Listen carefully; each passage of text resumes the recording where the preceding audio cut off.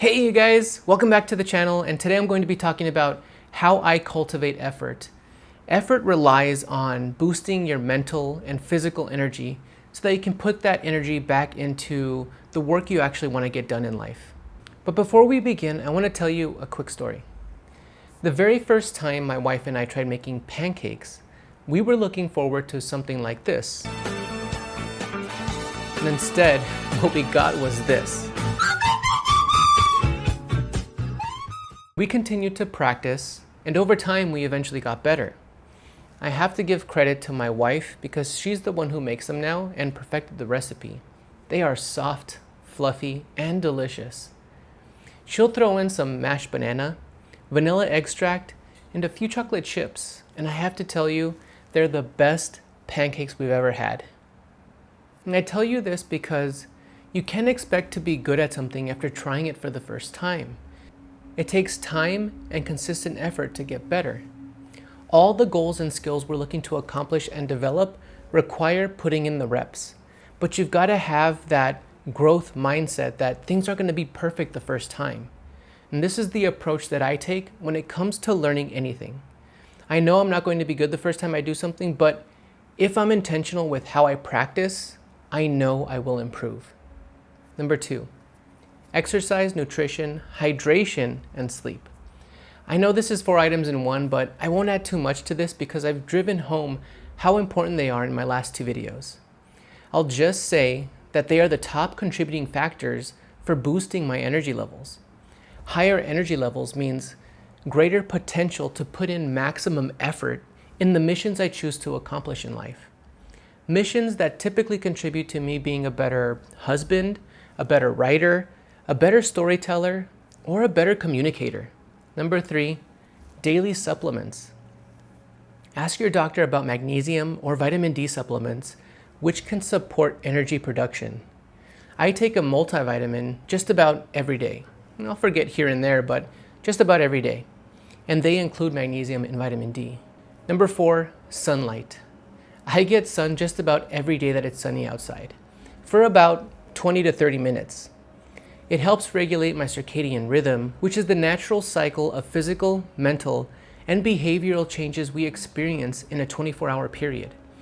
I want that to be as regular as I possibly can so that I can effectively utilize the physical and mental energy I cultivate through the various methods mentioned here. Number 5, breaking up sitting periods. If your work requires sitting for long periods of time, that's one of the worst things you can do to your body. When I work my 9 to 5, I typically break up sitting periods by going for a 10 to 15 minute walk outside. I usually do it around 10 a.m. and again in the afternoon around 2 p.m. The list of side effects from sitting too much would rival that of any experimental drug that you've seen on TV. List of side effects can include poor posture, tight hip flexors, weak core muscles, neck pain, strained back, reduced blood flow, varicose veins, potential blood clots, reduced metabolism, low blood sugar, cholesterol, weight gain, increased risk of diabetes, heart disease, depression, anxiety, and flat butt. That last one I threw in there for fun, but seriously, sitting down is really bad for you. Okay. Number 6, keep a clean workspace. Now I know this is something that you could potentially overlook, but our minds naturally want things to be organized that are within our visual range. And when you have a cluttered desk, subconsciously you're draining your mental energy by wanting your workspace to be clean and organized. So just clear it of all the junk, and you should notice a difference in being able to focus better when you're at your desk working. Number 7, in business, there's a customer service strategy known as under promise, over deliver. And I love this approach for productivity because it sets me up for success and momentum when done correctly. It's very similar to the 80% strategy that Laura Martin, who's Google's in-house productivity coach, recommends for executives and other high-performing Googlers to maximize their productivity.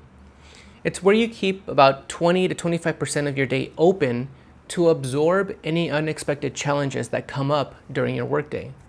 Now, before my next workday, I'll decide on the tasks that I want to get done for the day, that I know I'd feel satisfied completing. I don't select tasks that would take me the entire day to accomplish. Instead, I select high priority tasks, but that would take me maybe half a day to complete, along with other mid-level or low-level priority tasks that take up another maybe hour or two. If, say, you get your high priority tasks done in that half day, acknowledge it and literally tell yourself, I made great progress today. You can choose to be done, or you can choose to do maybe one or two more things. I wouldn't do another high priority task unless you know it's going to be short. But if you complete more tasks than you set for yourself, acknowledge that you went above and beyond your daily schedule.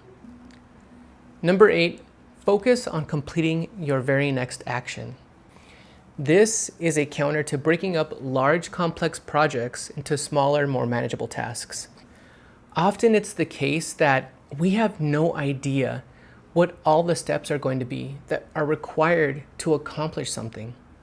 So people get stuck in the research phase or they quit altogether.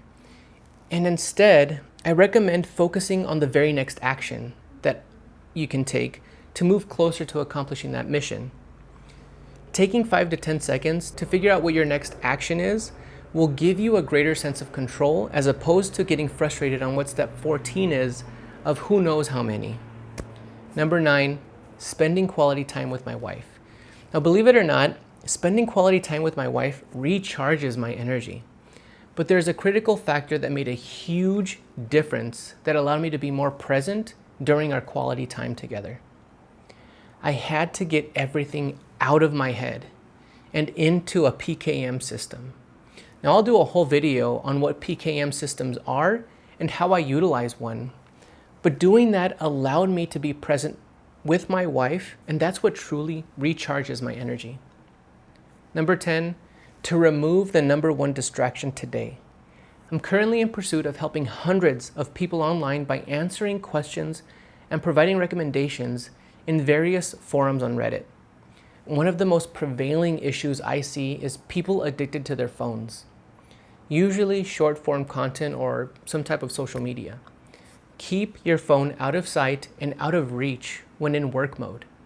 Obviously, there are other distractions that can come up, but your phone is by far the biggest distraction in life today. That's it for this one. I hope one of these things will help you in boosting your effort to get things done. Until next time, peace out.